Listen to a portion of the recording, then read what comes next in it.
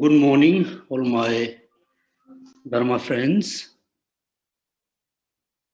Since today, so we will have Dharma class for very beginner. I hope most of you are very new in Buddhism. Some of you still not sure will follow Buddhism or not. But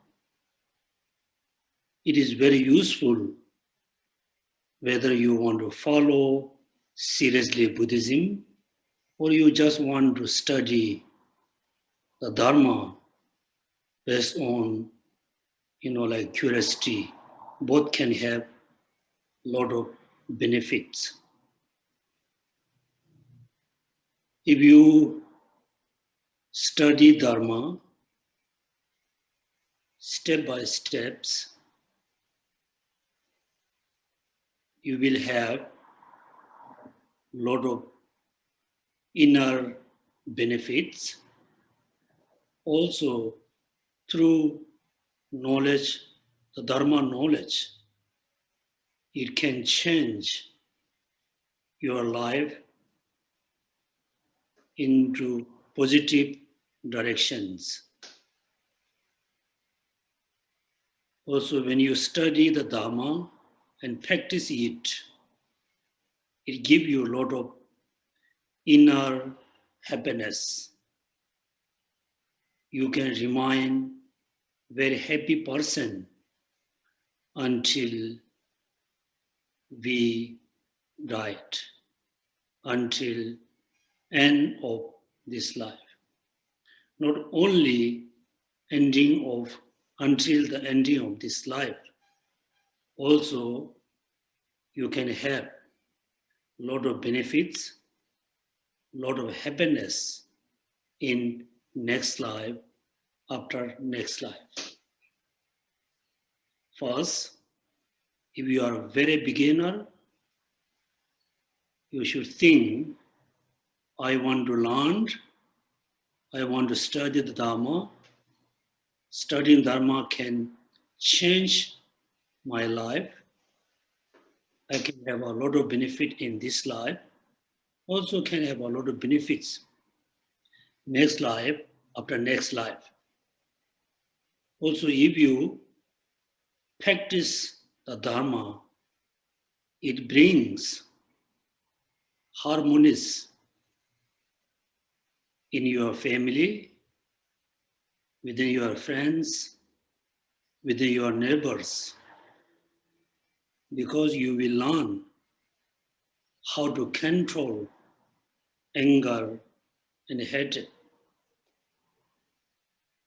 Also, through study Dharma, you can receive, you can have a lot of inner happiness.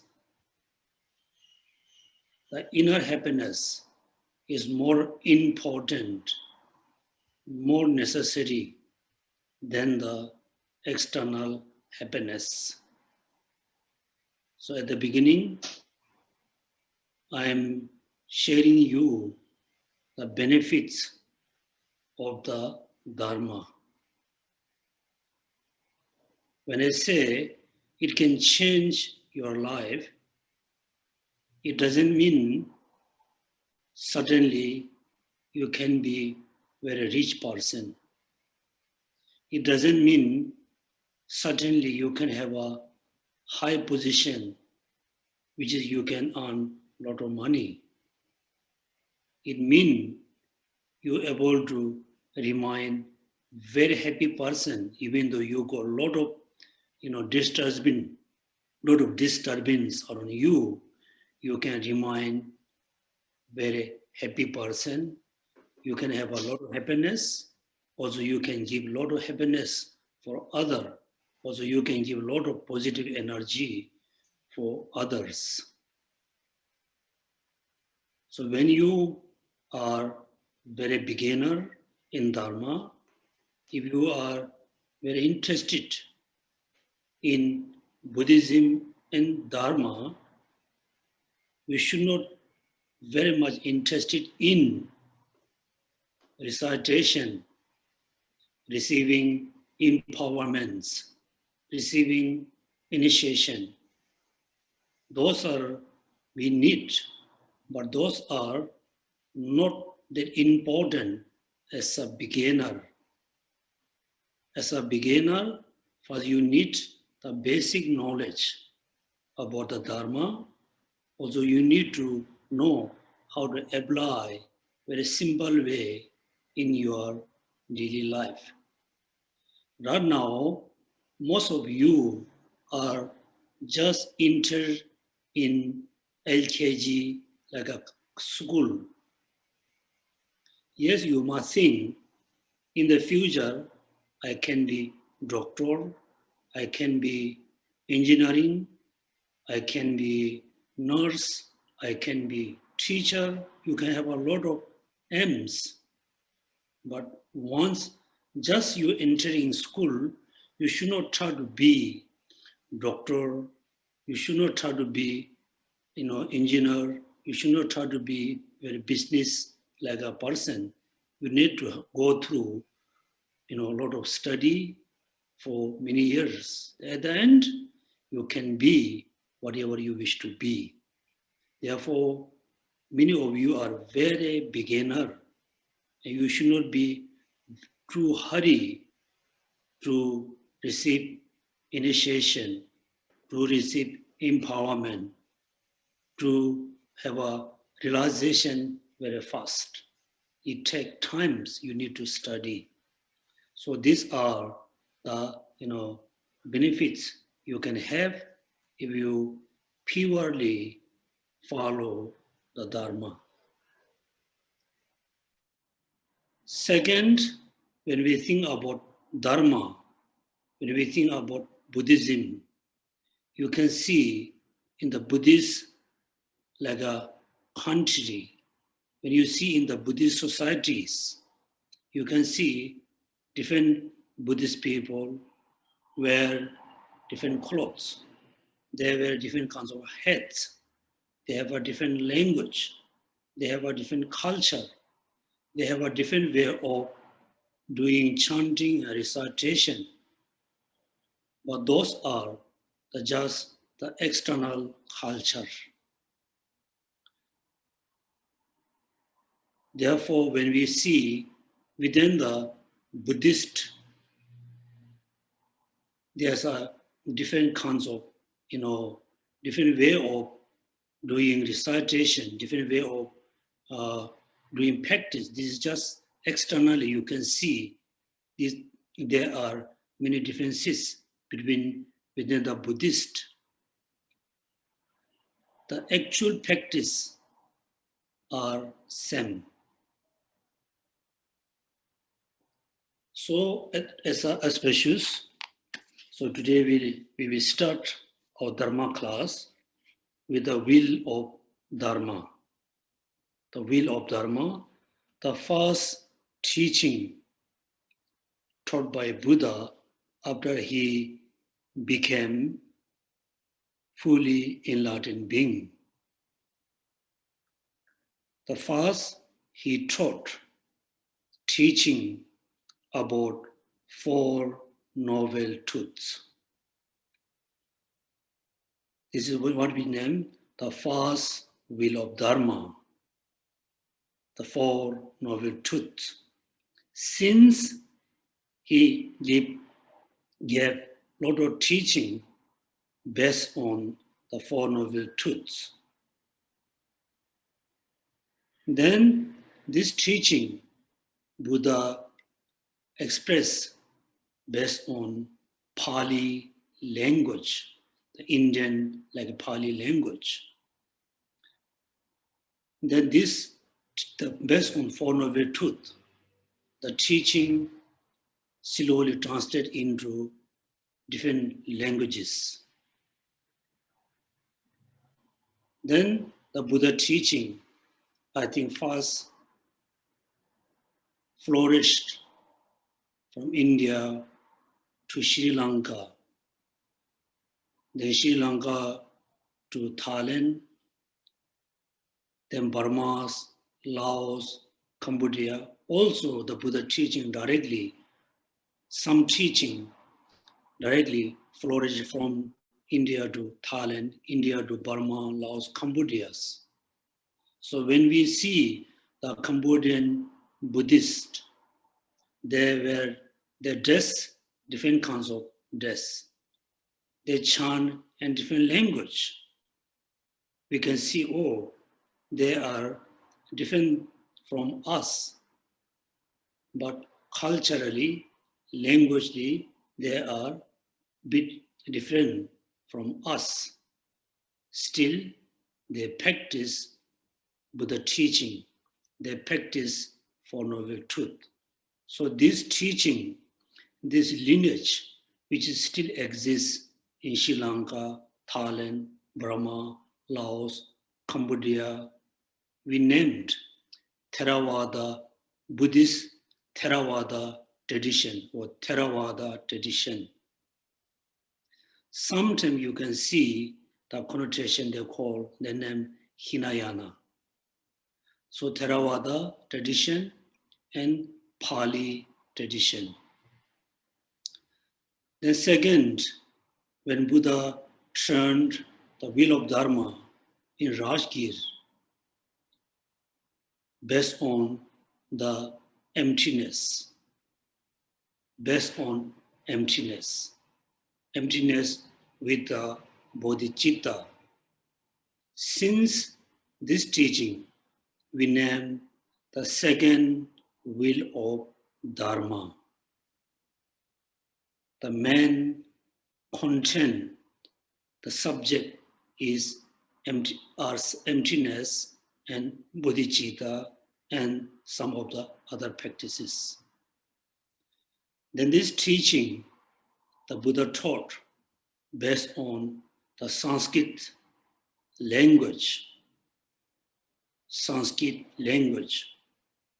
Because when you compare the Pali and Sanskrit language, the Sanskrit language is more riches than the Pali. And Sanskrit has enough, words to express emptiness, more, difficult topics. Therefore, Buddha taught the second wheel of Dharma based on the Sanskrit language. This teaching spread in India, then first, I think they spread or flourished into China, then slowly, I think, Korea, Japan, so and so. Also, some Buddha teaching, some Buddhist tradition also directly flourished from India to Korea, India to Japan, India to Vietnam, so and so. This is the first how the Pali Buddhist tradition flourished out of India. At the same time, the Sanskrit Buddhist tradition flourished from India to that time we named Srinagar. This day we can call Kashmir. Then in Pakistan, Afghanistan, Iran, all the way to almost flourish that sort of Asian country. Then the third time, then the Sanskrit Buddhist tradition flourished from India to Tibet, Tibet to Mongolia, and many parts of Russia.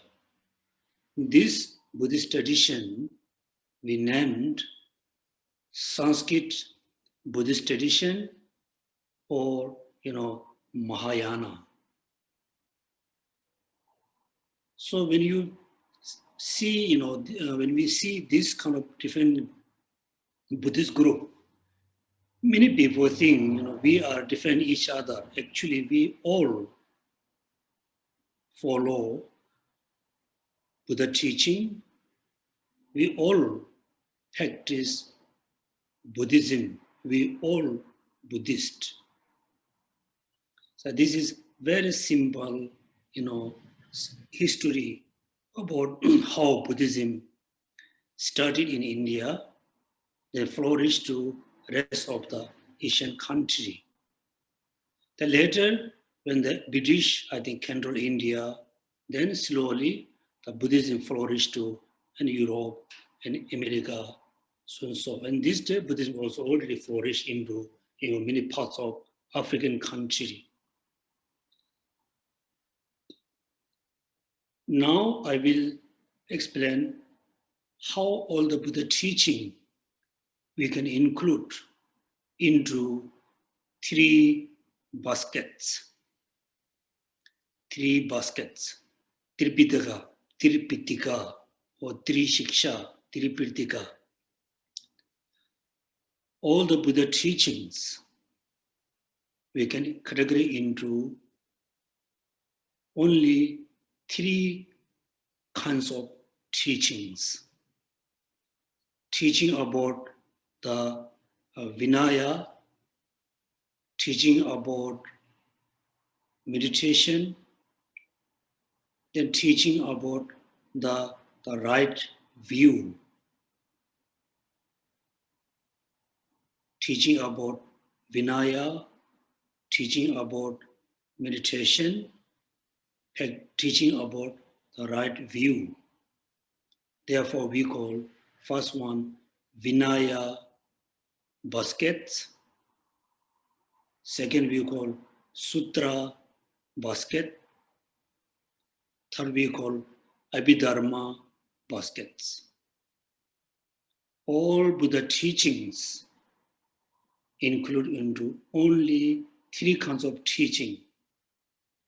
Teaching express the Vinaya, teaching expresses the meditation and practice, teaching express the right view.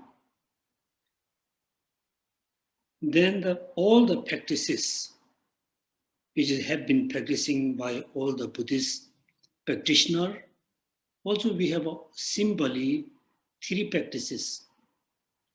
Practice of the Vinaya, practice of meditation, practice of view. Three practices. They are called, three shiksha, three mind trainings. These three ling has ordered. First, we need to practice the Vinaya, mean we have to be ethical person. Be ethical, follow the ethics. Mean we always try to do the good things, we always avoid doing bad things. Whether you are male or female, yes, we have to, everybody must do good thing. We should not do any bad things. Second, if you are generally, become very ethical person,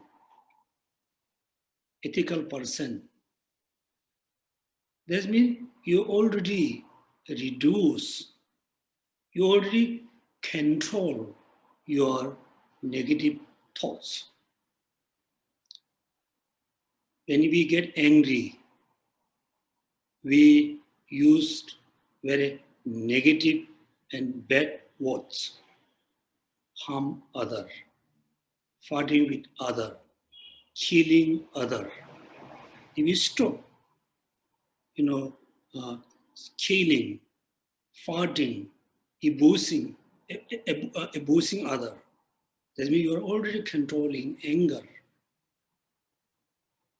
Therefore, as a Buddhist, as a beginner of Buddhism, since today, you always try to be good person, try to be honest. The honesty is very important in the human society because we are human beings. Our life is very much depend on other people, depend on our society, depend on our nation. If you are very honest, simple, very honest person in your family, everybody trusts you. Everybody respect you. Everybody will listen you. You become very important, like a teacher in your family. If you are a very honest husband, your wife very much trusts you. If you are a very honest wife, your husband very much trusts you. Then the relationship, the relationship between husband and wife will remain until the end of this life. Also, if you are very honest, life partner with someone is very honest with you as a life partner, you can carry the friendship, the relationship for many years. Therefore, practicing ethic is a very important foundation in our society, in your family, in your workplace. Somehow, we cannot stay alone. We cannot be survived alone. We have to depend on others. Some of you may be a teacher, teaching in school, college, university. We are very honest teacher. You teach all students very equally. You can share your knowledge equally with your all students. Therefore, first, we try to be honest person, try to be ethical person. If you become very, unethical person, you can, for the time being, for the short time, you can gain many things. You can cheat other, you can make more money. You can cheat other, you can have a more kind of holiday. When you cheat other, for the temporarily, you can get many benefits. You can get a lot of benefits.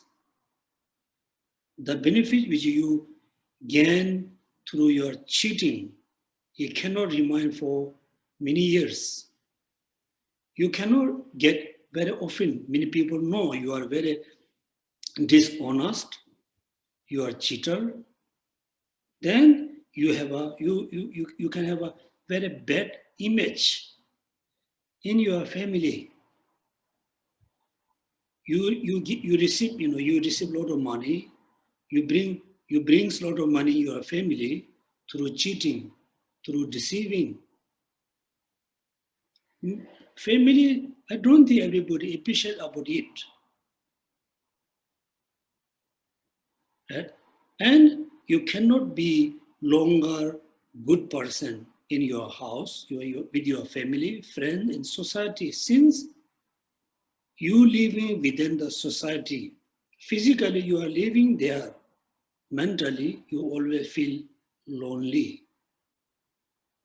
Therefore, as a beginner, first we practice ethic. Therefore, Buddha gave us many teachings how to practice ethic, how to remind with the ethics, how to be ethical person. Second, unethical things, dishonest, harming other, cheating other, everything triggered by the negative thoughts. Simply the bad thoughts, bad motivation. Somebody steals something from someone. Before they steal, the person has a thought to steal the thing. This we call negative thoughts. Therefore, all the problem which is we face or in our daily life, the many of the problems caused by the negative thoughts, the bad thoughts, the bad minds, the negative minds. We need to control the negative thoughts. In order to control the negative thoughts, we need very important technique, important methods. We name meditation. So we need to do a lot of meditation for every day to watch your negative minds, control, subdue.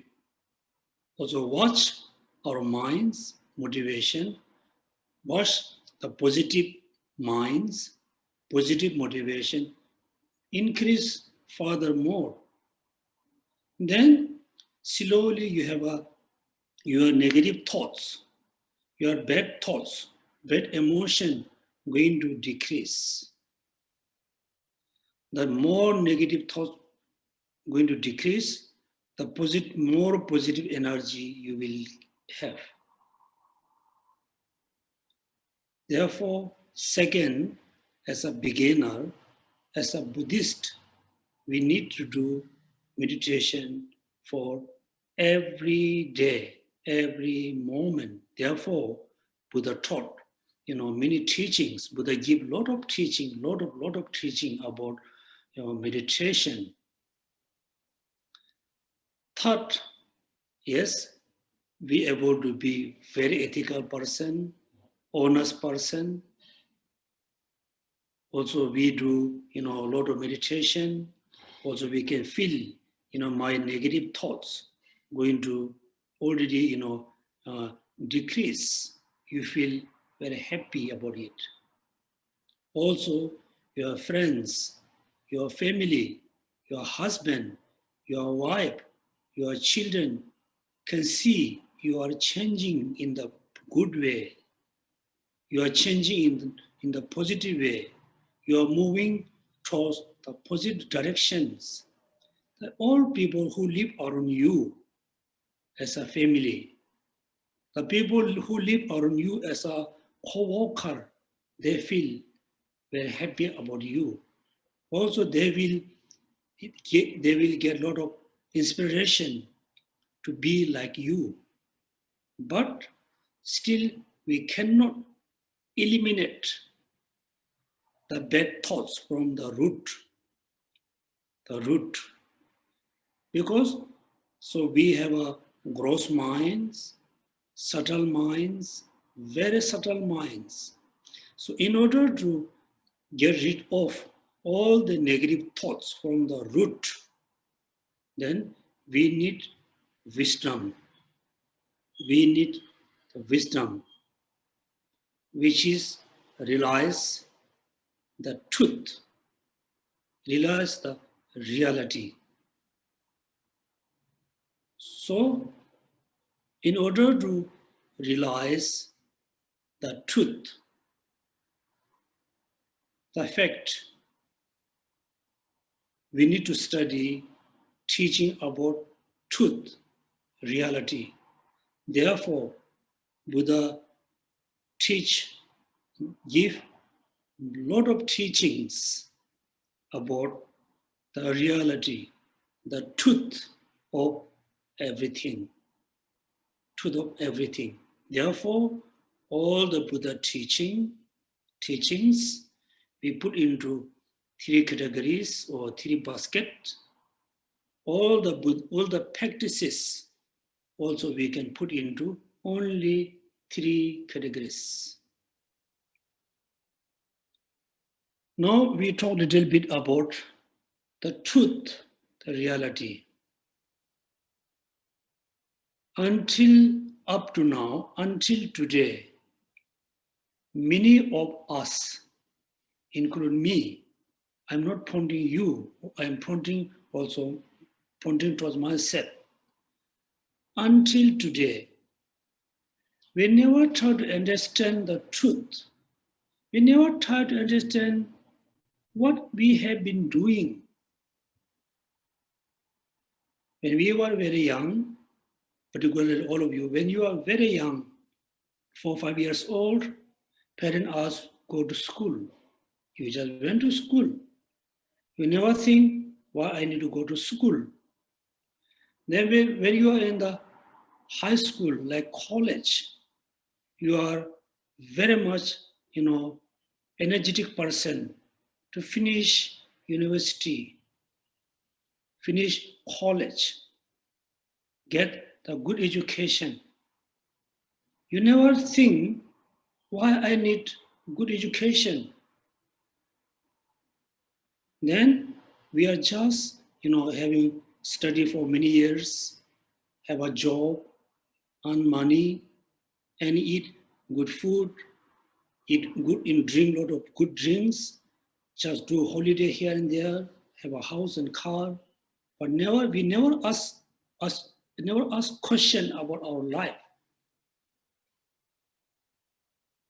We never ask seriously question about our life.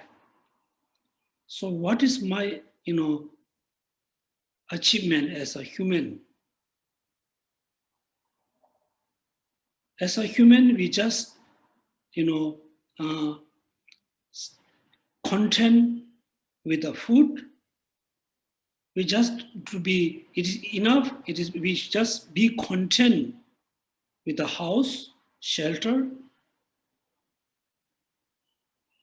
We just content with the having family as a human. No, if you are just happy with the house, food, family, then we and the animal, not much difference. When you go morning walking, so I go in every morning walking. Also, this day I go almost every morning walking around the Fort Canning. So when I'm observing the trees, the bird, like the rooster, they look like very good family. They eat, like some home, playing each other, and maybe then they sleep. Then they have a, lay egg, have a chicken baby. So if we like just be happy with the food, shelter, family, position, then we are not much differences between, animal than human. So we are human being. We must have a house, we must have a food, we must have a drink, we must have a clothes, we must have a money, but we must do more than that. Therefore, we need to know the truth. So in our life, there's always duality. There's always two things. We always follow what things appear to us. We never question about the things.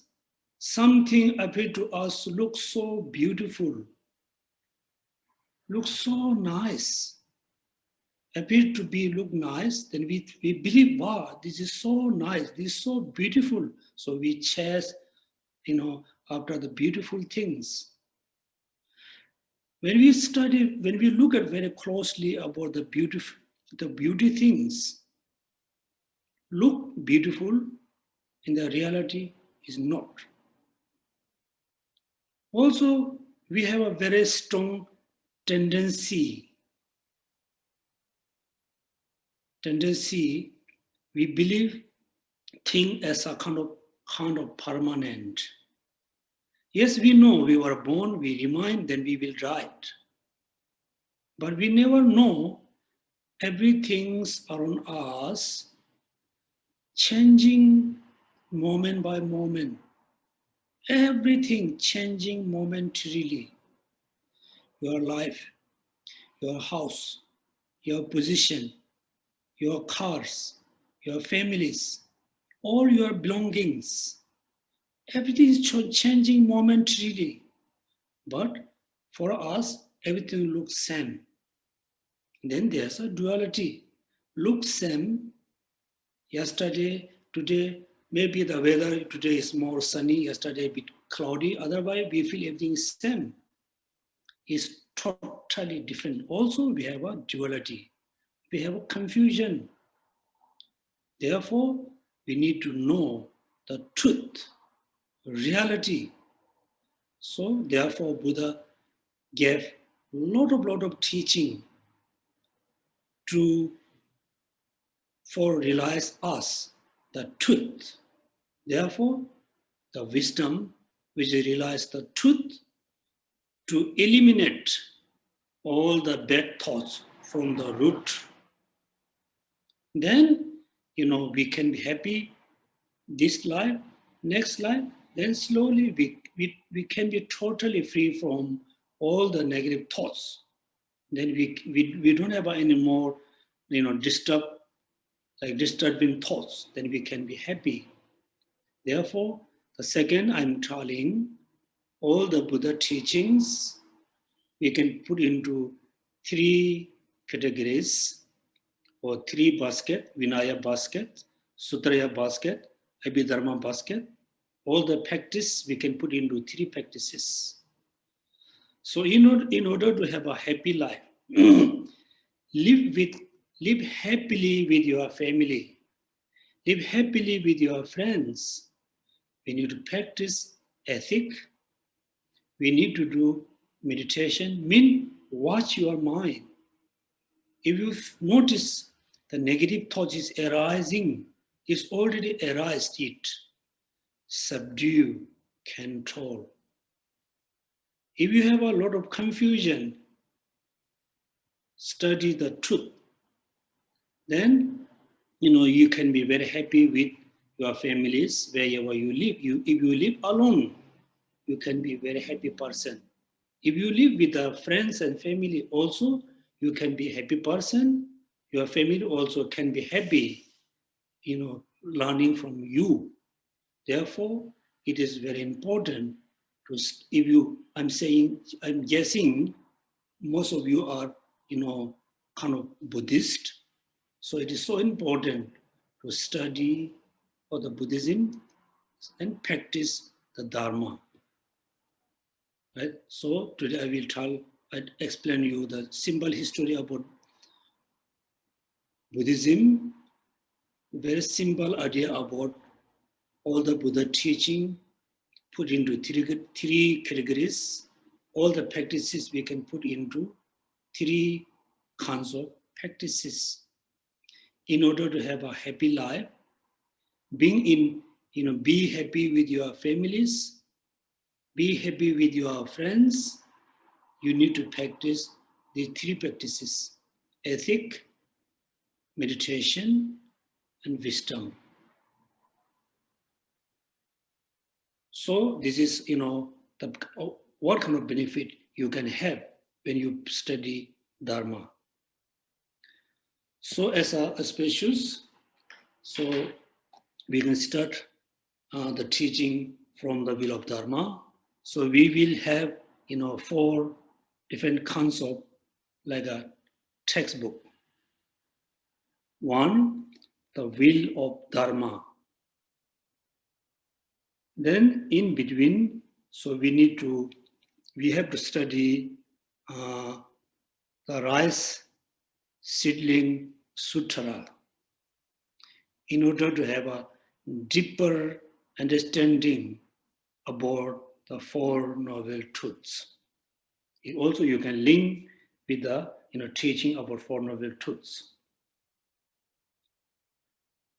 The rice Seedling Sutra is explained more precisely about the 4 noble truths, particularly the truth of suffering, then origin of suffering. So we need to study the rice Seedling Sutra.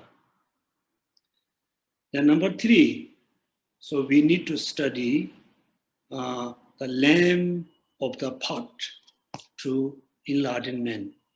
The lamb of the path to enlightenment. taught by Atisha. Atisha, Tipamkara, Shirijan. Simple, you must remember Atisha. So we need to study, we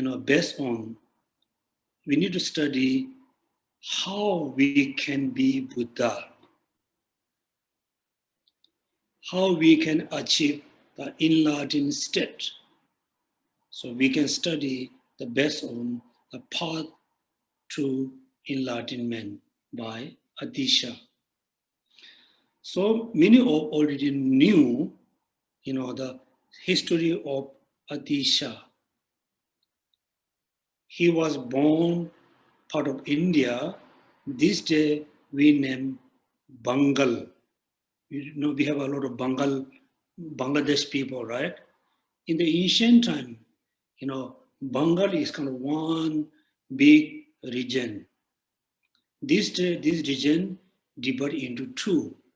One became, like a Bangladesh as a one nation. The half became part of India. So Atisha was born, this day in part of Bangladesh. He was born in the noble family. He has, I think, a few brother and sister. So when he was at the age of 30, I think around 30, so he became Sangha. Then before he became a Sangha or Bhikshu, he studied all kinds of study based on the Hindu tradition. Then he came to around Bodh Gaya, mainly study about Kamalasila. In the ancient time, there were three important, Buddhist study centers. The most important one, the Nalanda University. We can say, Nalanda. Second is Vikram Shila.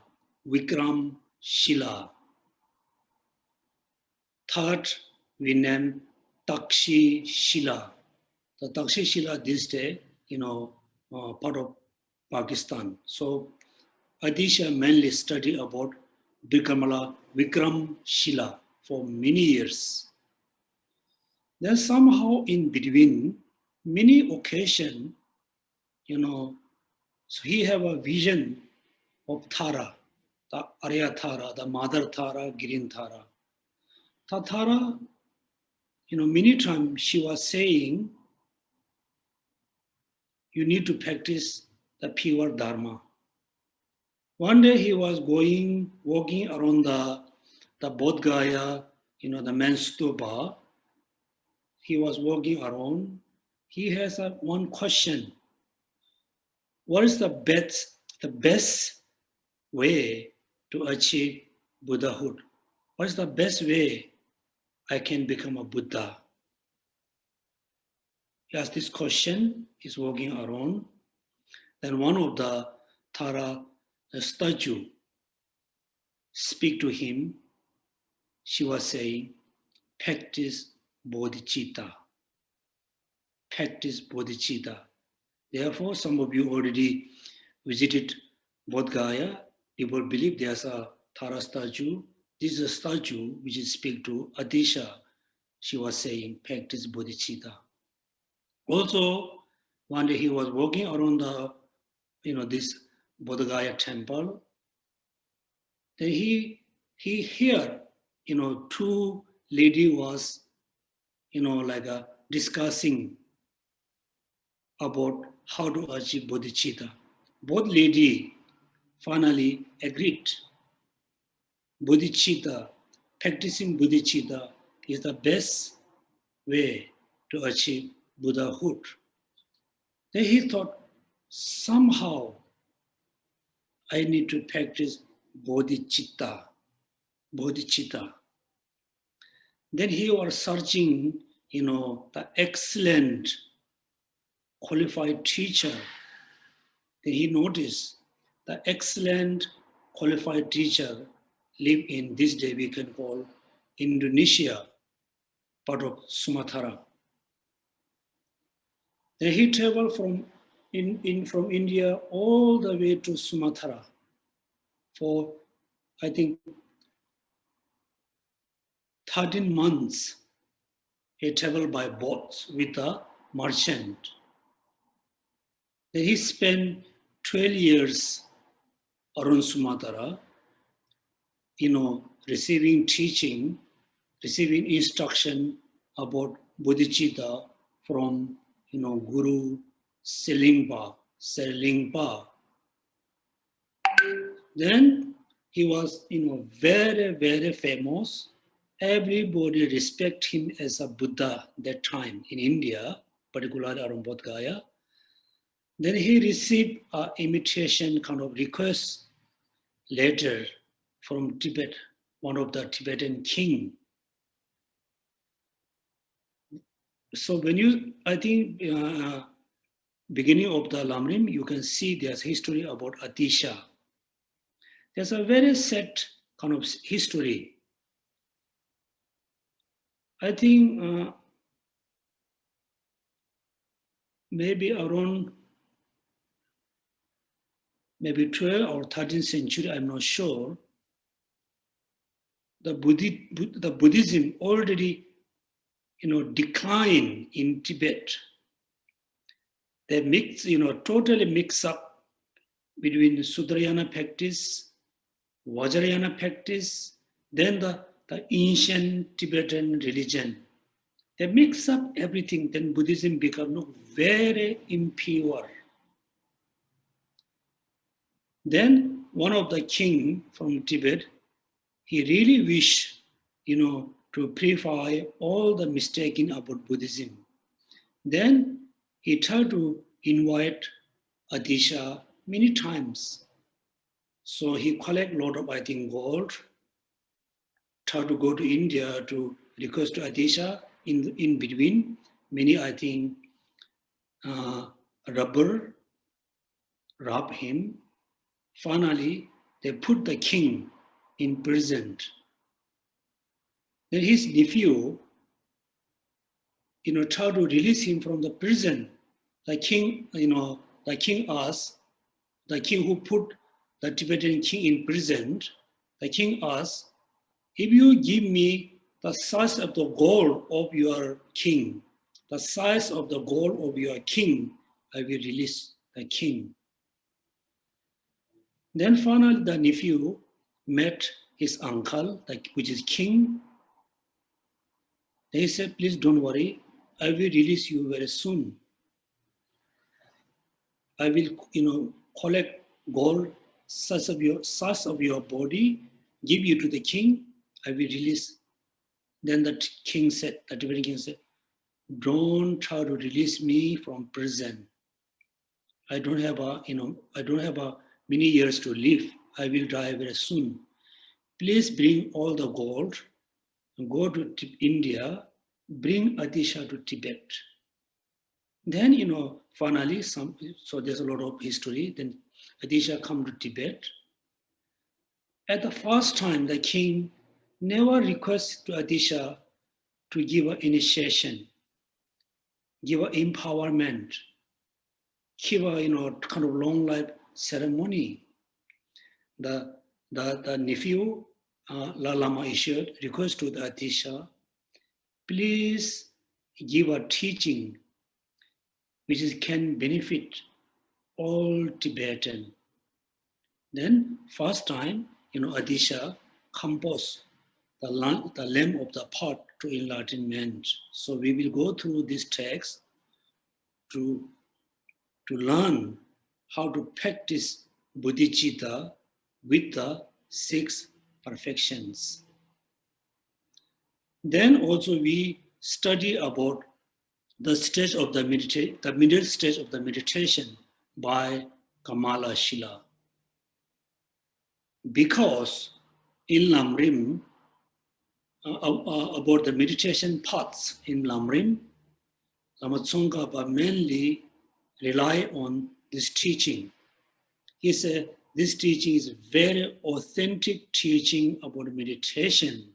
So we go through the middle parts of the middle stage of the meditation to learn how to do meditations. Therefore, I will select these 4 texts. I hope this text will be finished maybe within 6-7 months, maybe within 1 year. Definitely, I will try to finish, within 1 year. So make sure I will not going through a lot of, words, lot of logics, because most of you, I guess, very beginner, also very simple kind of students, simple study partner, right? So what time is it now? So okay. So we have a half hour. So I thought today I should explain a little bit about meditations. So because every class, 1 hour, maybe more than 1 hour, 10 minutes, we discuss. First I will explain, then second we can discuss. You can ask question, I will answer. After it, then we do meditation. That means we learn, we practice. We study, we practice. Practice meditation. So before we do meditation, we need to know how to meditate. This moment, if I say, please everybody meditate, suddenly everybody will close your eyes like this. Suddenly everybody will close your eyes, fully close your eyes. So this is very big mistake, serious mistake. When you look at all the Buddha painting, like a new painting, the old painting, very, very old painting, Buddhas in Bodhisattva, their eyes is always, half closed, half open. Look like they can see around is very clearly. They don't have a kind of intention to looking around like that. So when we do meditation, we should not fully open your eyes, look up, or you should not look down much. Also, please, you should not your eyes fully closed. Should not fully close. Little bit open, bit look down. Look down. I think, look at me like this. Right? So this is very important. If you open too much, there's a very much chance to have a distraction thoughts. When you fully close, you feel, oh, I can do meditation. I can, meditate on something. Actually, you are not really meditating. Because when you completely shut, don't close your eyes, you cannot see much. Therefore, there are no distraction. So each time when we do meditation, make sure you should not too close, should not too open. Right? This is about your eyes. Then upper body, doesn't matter, you sit on the chair, you sit on the bed, you sit on the floor, cushion. So upper body, you must keep straight, keep rise very steadily. Because it looks like very steady. Don't bend inward, don't bend outward. Keep straight. So as a beginner, if you put your back like on the wall, you try to touch your the shoulder or on the shoulder and your hip on the wall. Then you can feel, oh, my body is very stretched. right? This means you train how to keep straight your upper body. Fully you touch, your wall. That means part of, behind body, upper body, you touch to the wall, although your hip, your hip also touch the wall. Then you move just 1 or 2 inches. You should not, continue to touch the wall. Move just 1 or 2 inches inward.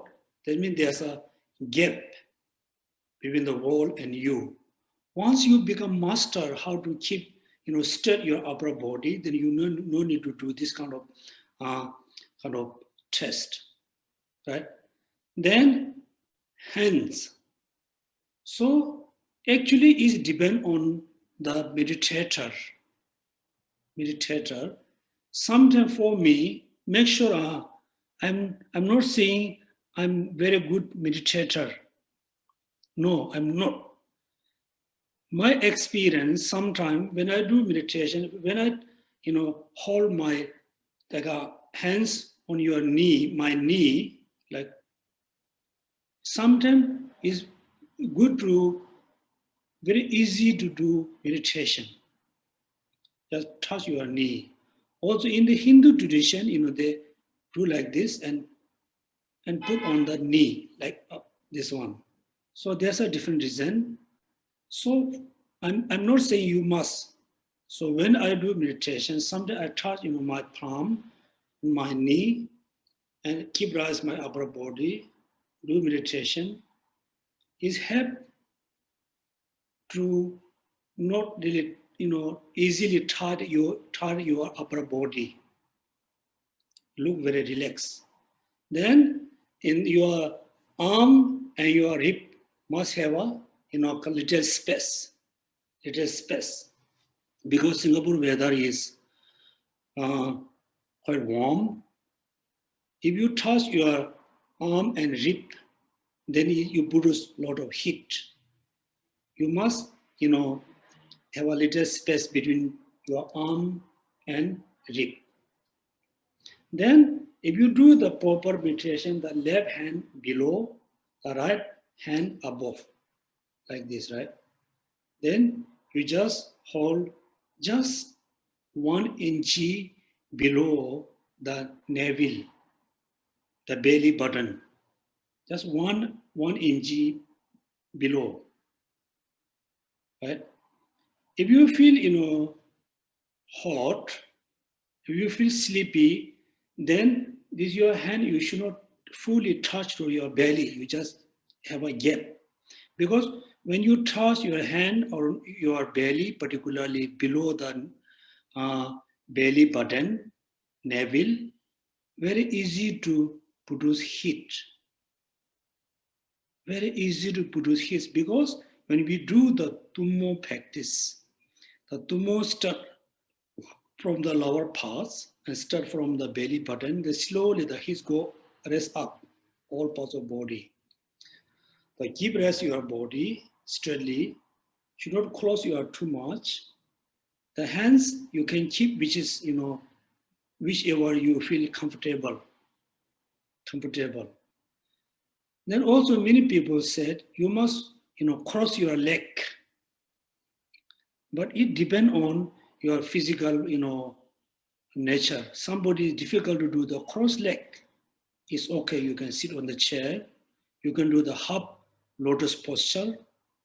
You should not try to force to do the full lotus posture. Then very easy to have a pen around your, like a leg and your left and leg. The best, you do the half lotus posture, right? Second, another kind of easy, when we do the lotus posture, our leg go like that, right? Like this.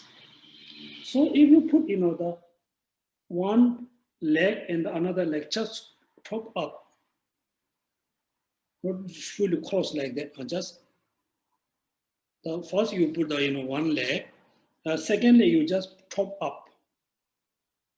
This is, I feel It's very comfortable. You can sit maybe a few hours.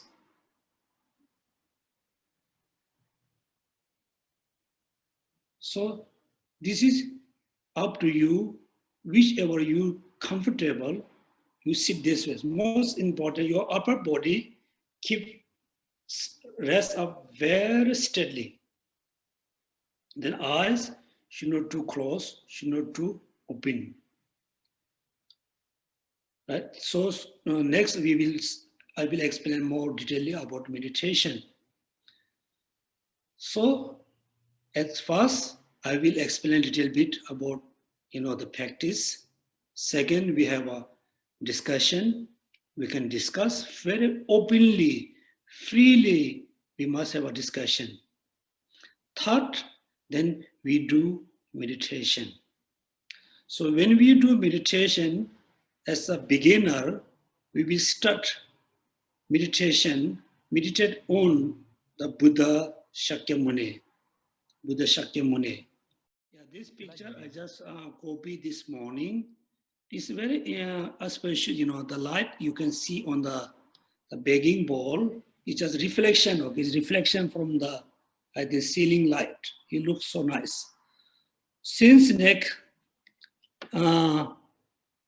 Saturday, we will use this Buddha image for our meditation object. So also you want to do meditation based on this Buddha image. So how you should start? Look at first, Sonam, can you put the arrow around the Unisha, top of the Buddha, Unisha? Oh, you just, first few weeks, you no need to remember all the Buddha's speeches. Just try to visualize, try to remember the top of the Buddha head, the yellow parts. Yes, yellow parts. Focus and always try to focus only the yellow parts. Then after a few days, you come down around the hair, Buddha hair and the yellow. Very good. Just focus around that area, that parts. Then let's say after a few weeks, then you can visualize from the top of the head, the hair, and the just face. Just face, yes, include the air.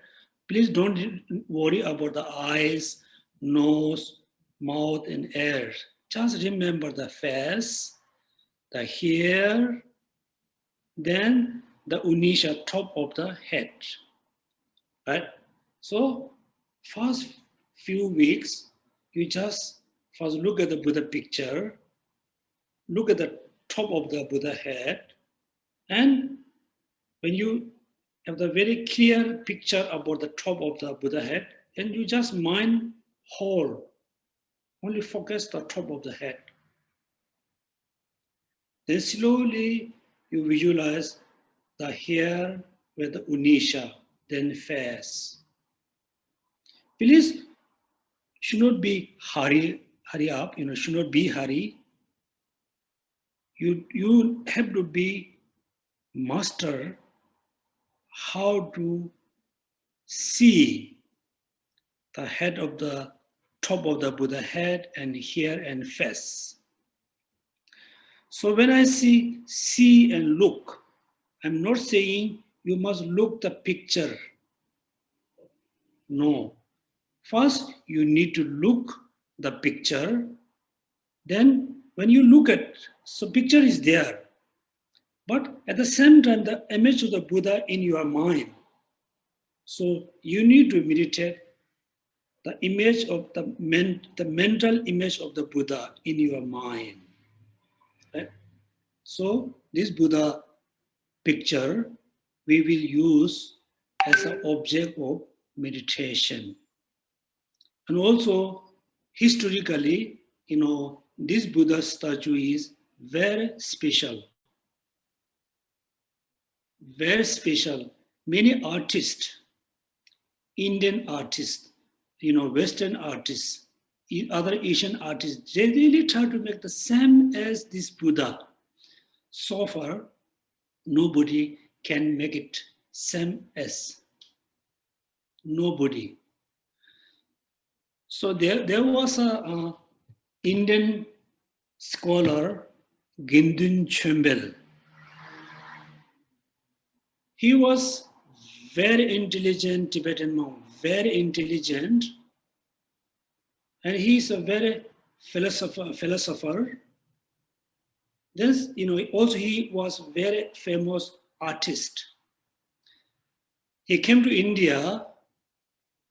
He became master in English within just 1 year. Within 1 year, he became master in English. And also he visited Sri Lanka, Thailand. So he wasn't, just like us, whatever they say we believe. No. He was very scholar. He always asked questioning. Then he said,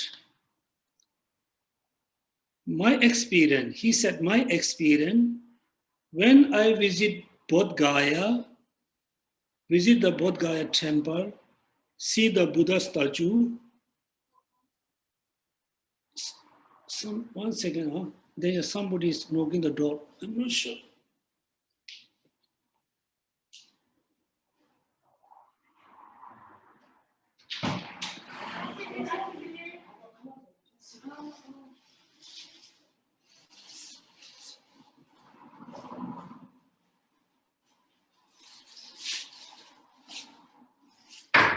So then he said, based on my experience, when I visit the Bodh Gaya temple, look at the Buddha, this statue, he said, every time when I see the Buddha, I totally forget every problems. He wished to stay there as much as he can. Also, many of you visit Bodh Gaya, when you see the Buddha statue, you have a same experience. So this is, how it is special. Historically, we believe this Buddha made by one of the famous artists, just Buddha Shakyamuni passed away. I think after a few years, he passed away. Then one of the artists built this Buddha statue. That time there was a very old lady. He has had 3 sons. One son really want to, build a kind of temple. The second wished to build a Buddha statue. Then mother said, if you really want to make a Buddha statue, you must make very fast. I am the only person who met Buddha, who can tell what was the Buddha look like. Then the artist complete the Buddha statue. Then the mother, old lady, came to see the Buddha statue. The lady said, exactly same as Buddha Shakyamuni, but Buddha speak. This statue cannot speak. Buddha has an aura, the light around his body, but the statue doesn't have. Otherwise, everything same as Buddha Shakyamuni. So we will use this Buddha statue. So let's say as a first day,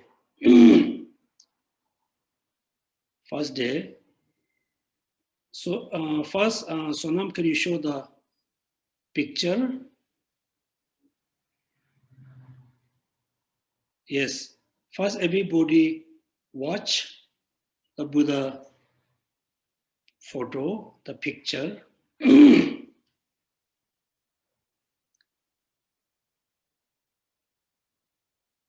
Slowly, everybody focus up.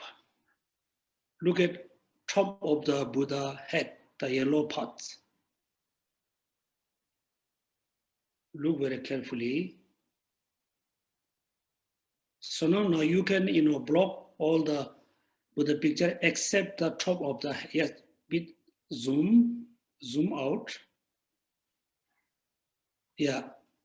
Let's say you can just visualize about the top of the head. Now everybody focus on the yellow parts.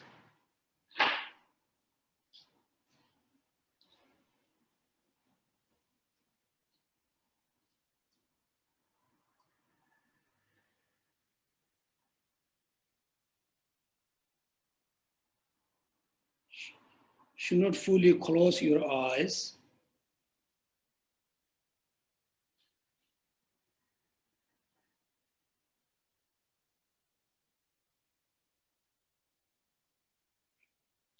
Okay. Now here's few common problems. Everybody has common problems. First, you can visualize, you can remember the top of the Buddha head, the yellow, you can remember, you can see very clearly in your mind. Then it's going to disappear. You cannot say any more.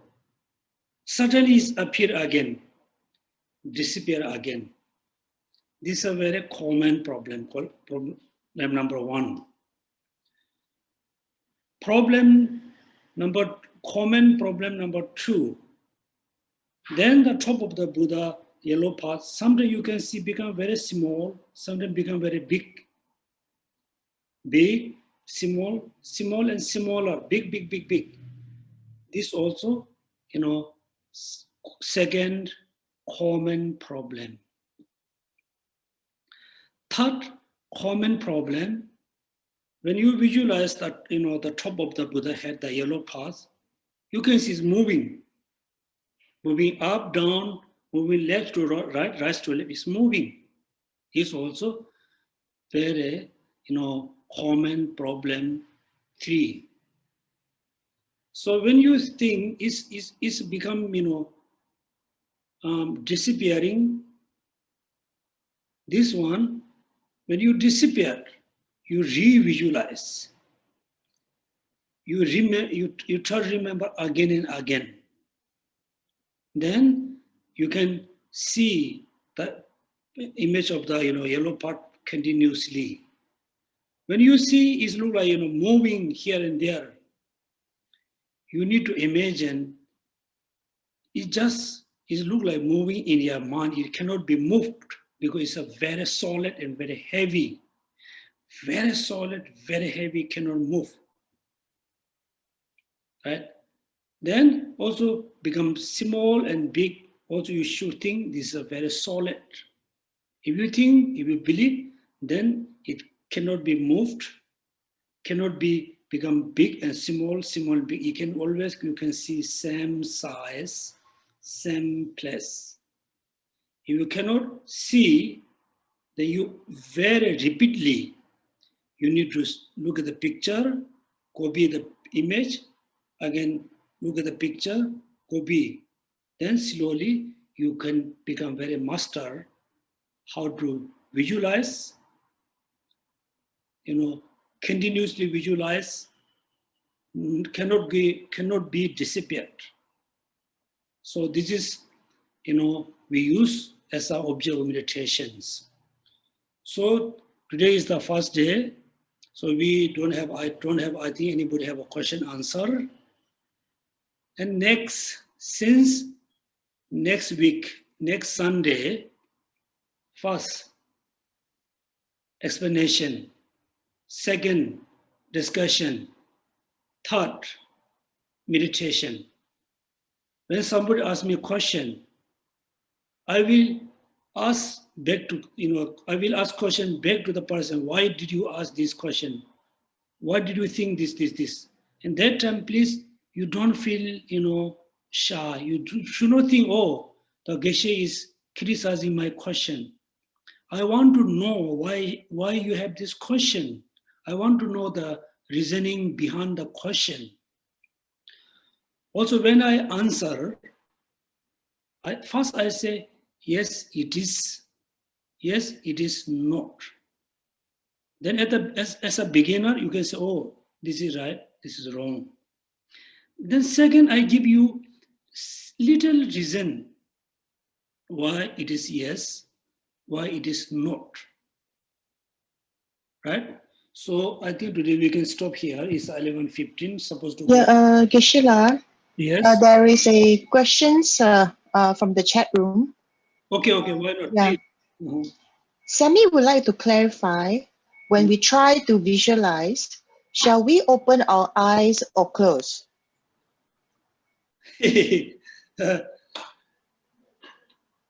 So when you visualize, right? Also visualization is kind of meditation. You meditate on the impermanence, or you visualizing the Buddha and Bodhisattva is still kind of meditation. Even when you do visualization, you should not fully close. You should not fully open. Close slightly, open slightly. So yes, when you do visualization, please should not fully close your eyes. When you do any practice, you should not fully close your eyes. But sometimes you can see, even though when His Holiness, when he was doing meditation, at the beginning you can see very clearly his eyes is open, like open. Then slowly look at me. At the beginning I open. Then slowly my eyes going to close like that.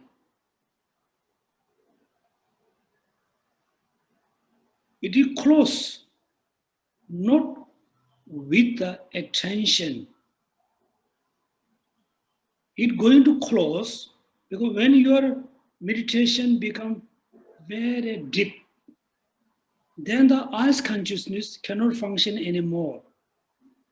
Therefore, eyes consciousness totally disappear. Therefore, the eyes going to shut down. Not with the intention. It's going to close because eyes consciousness cannot function anymore. Because the meditation mind become very powerful. Therefore, the five sensation cannot function very vividly. Also, slowly you cannot hear anything. Yes, it means, they close their eyes without intention, without motivation, going to close, due to cannot function anymore the eyes consciousness. Yeah, next question. Why do monks have to shave bald if Buddha have hair?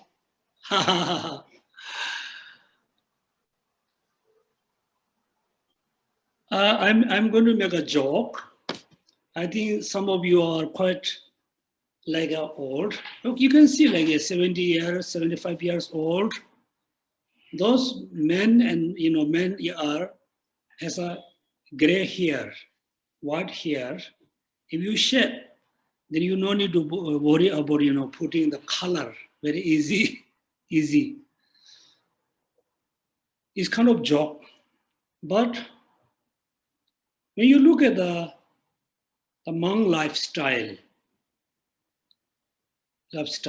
they cut their hair, cut their beard, because they don't want to have a lot of kind of they don't want to be busy with this clean your hair, like make a shape about your beard. They want just cut for maybe 15 days. No need to worry about the taking care of hair. That's mean the monks and nun lifestyle must be very simple. Everything must be very simple, and also should not do a lot of the activity which is waste their time. Therefore, they have to shape their hair. And Buddha, there's a few, I think, concept about the Buddha hair. Some Buddhists say Buddha doesn't have, actually he cut the hair. He didn't have a hair. Some Buddhists say there's a hair. But his hair was not like really long hair. Somehow his all hair become kind of dot or head. So this one I don't have a answer. So also I remember one time Venerable Geshe Dojiramdullah said Buddha has a long hair, but he ties up. Somebody said no, Buddha didn't have a long hair. He's kind of hair, kind of marks of the hair. He didn't have a proper hairs. So I don't have a answer for this question. I wish to keep my hair, but I don't have a hair. Yeah. Next question comes from Maria Shah. When I keep my eye open slightly, it makes me feel very sleepy. Do you have any advice? Yes, that's mean I think is behind there's a very simple reason. That means when you walk, when you do something, you are a very energetic person. You usually you are very energetic. So you open your eyes, you're doing tapping, you fully open your eyes, you do this.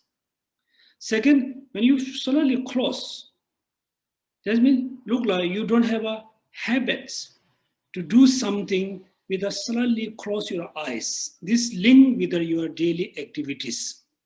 Yes, definitely. When you feel sleepy, there's a few advice based on the meditation teachings. Therefore, all the meditator they always keep water next to them. Keep a water. They apply the water and try to have a fresh eyes water. Also, you can see the ancient painting above the head. They always keep a kind of ball, like a thin object on the head, or on the head.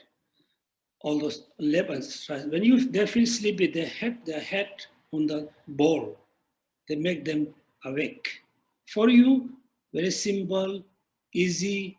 Or try to apply the cold water quite often. Water. Also maybe the tiger balm can be useful. If you apply very light, little tiger balm, it should be useful. But I don't have this kind of experience. When I fully close your eyes, I cannot know. The next question from Robin. Geshe-la, I find that I can concentrate and focus better with my eye closed when meditating. Would it be okay if I keep my eyes closed instead of half closed? This one, you really have to go through, the present, discussion. You say, I can have a better mindfulness. Make sure that time you are not go, under the laxity. Because at the beginning, everybody can feel I cannot focus. After you focus for a few minutes, then you look like you're able to focus. Your mind is always there. Make sure that time your meditative mind not fully under control of laxity. So this one you have to discuss in person. Otherwise, I cannot say, oh yes, you can have a good mindfulness. I cannot say you don't have. We have to go through discussion. For you, I think you are quite studied Dharma study quite a long time. Please read the meditation chapter by Lama Tsongkhapa, particularly about the laxity, excitement. Laxity, there are two kinds of gross and subtle. You read about this chapter. Yes? Thank you, Geshe-la. So the next question is from the Chinese student. Whenever I do the meditations with my eye closed, sometimes I will fall asleep. If I do it half closed, my eyes will get tired. Can Geshe-la please advise? Yes, it's very correct. When you fully close, easy to fall sleepy. Very easy to fall asleep. When you half open, also your eyes get tired. I know because your muscles, right? Right now, everybody, I ask, okay, everybody hold a pen in your hand. You hold something in your hand and look at the object continuously without close your eyes. Just look at.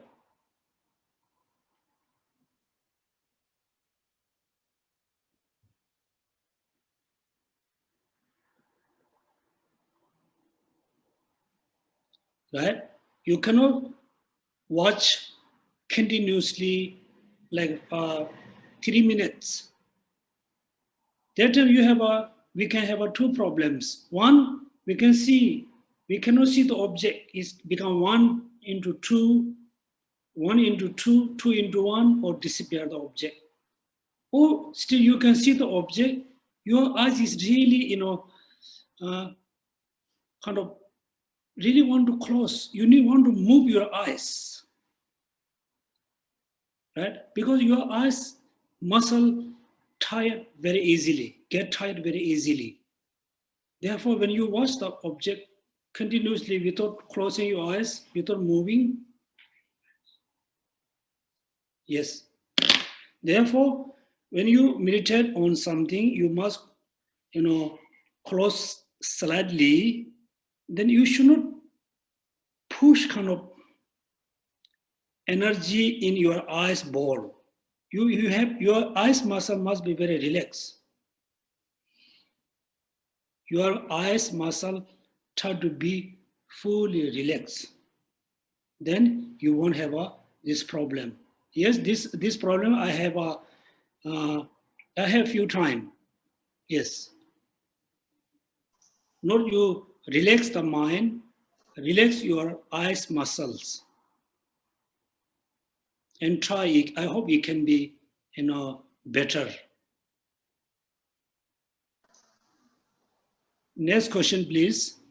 Yeah, so Wei Ing would like to clarify, when we visualizing, do we look at the picture image and then look away to recall image in our mind, or our eyes is always on the picture while visualizing image in our mind concurrently? First, when we do meditation on the Buddha statue, as at the beginning, you need to watch, because otherwise you cannot remember the image of the Buddha. For at the beginning, you must watch. While you are meditating, you should not watch your eyes to the Buddha. Should not is also one big common mistake. Therefore, you open the Lamrim Chemo, study about synonymous about object or meditation. The synonymous object or meditation. There's just few sentences. Is clearly explained what must be the object of meditation look like. Therefore, the meditation is a kind of inner object must be the inner object, should not be external object. Therefore, you at the beginning you can watch.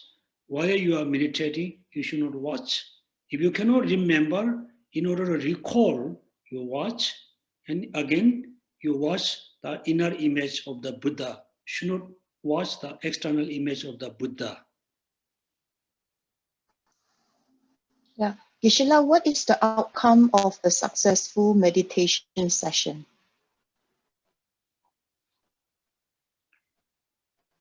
In your daily basis, if you do, I'm saying too successful, okay?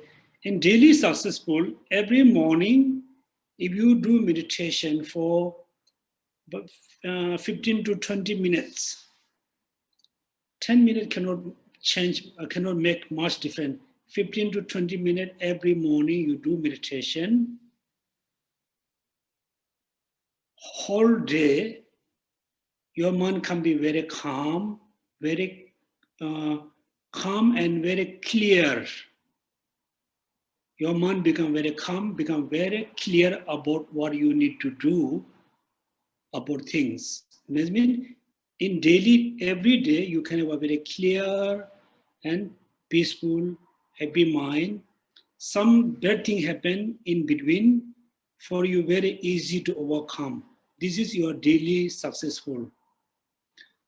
And of the successful meditation, it depends on you.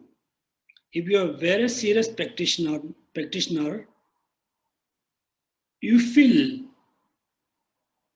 almost all my negative thought is no more there. You can feel, oh, I don't have anger, I don't have attachment. Look like you are fully free from anger and attachment, so and so.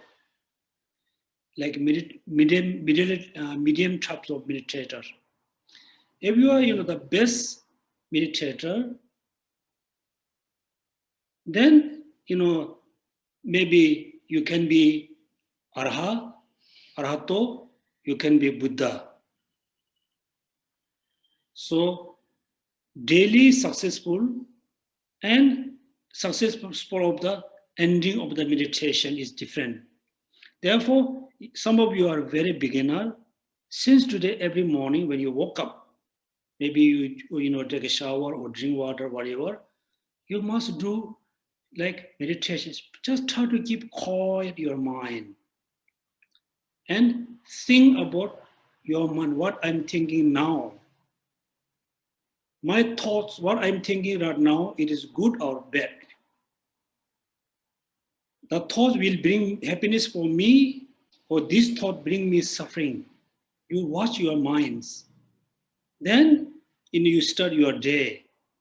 Then you definitely can have a happy day. You can have a peaceful day. Yeah. Geshe-la, the Hinlim would like to know about the rhythm of the breathing or breath when we are meditating. What should it be like, the correct way of breathing when doing meditation? Many people, many like a Buddhist meditator, many Buddhist people think, the breathing meditation is the actual meditation. This, I would say, is a very big mistake. For example, weather is so cold, very cold, like a kind of freezing weather, very cold. And there's only one bed. You can sleep only one bed, but the bed already occupies someone. So you feel so cold, weather is very freezing, so you want to use the bed, but the bed already occupies someone. If you ask the person, I want to sleep, you get out. The person never give away this bed. The person feel, wow, it's very nice, I want to sleep. So what is your idea? Let him go away. You can say, oh, there's somebody going to, distribute very powerful heater.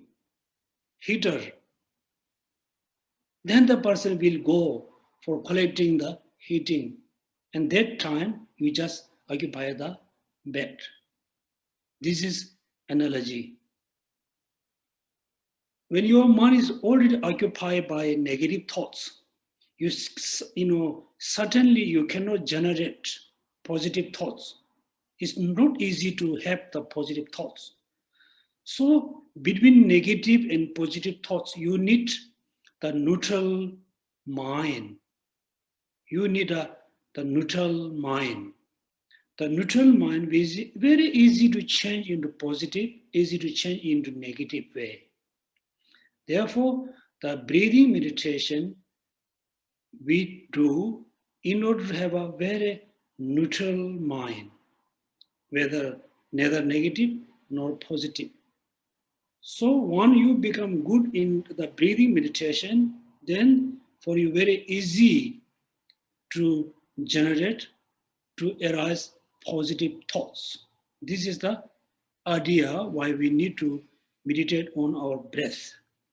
There's two different ways when you do breathing meditation.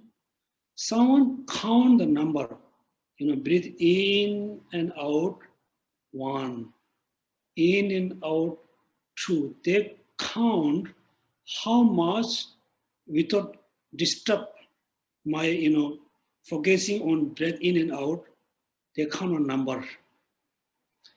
Somebody, doesn't count number how many times I breathe in and out. They check the timing, the duration.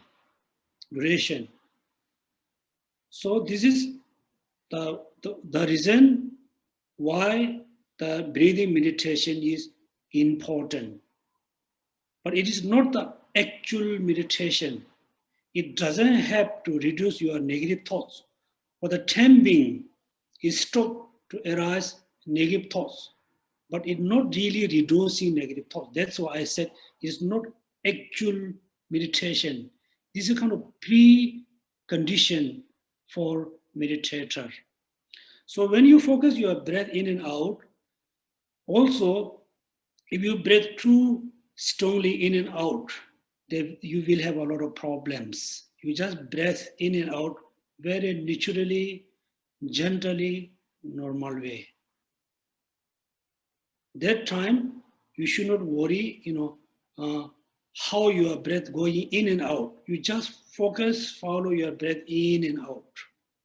So this one, I think we will discuss more, in the futures. So today is at kind of beginning of the class. I don't want to confuse for the very beginner students. Yes, thank you very much, Geshe-la. Okay, now it's almost 11:30. So today we have a quite number of people who attend the Dharma class. So the Dharma class is look like, you are watching a movie, right? Watching movie. Whenever you go to watch a movie, beginning to end cannot be very interesting. Beginning interesting, then a little bit boring. It become interesting, bit boring, but you continuously finish watching the movie. Same way when you attend Dharma class, sometimes you feel very boring. It looks like it's nothing there. Also, you should not give up. Sometimes interesting things will come out. So be patient, continuously attend the class and try to practice little bit every day. Try to change yourself, try to transform yourself, try to be a happy person, try to be a better person. Then within 1 year accumulation, you have a better understanding, you have a better experience about practicing Dharma. So thank you so much for attending the class, and thank you, and have a happy Sunday.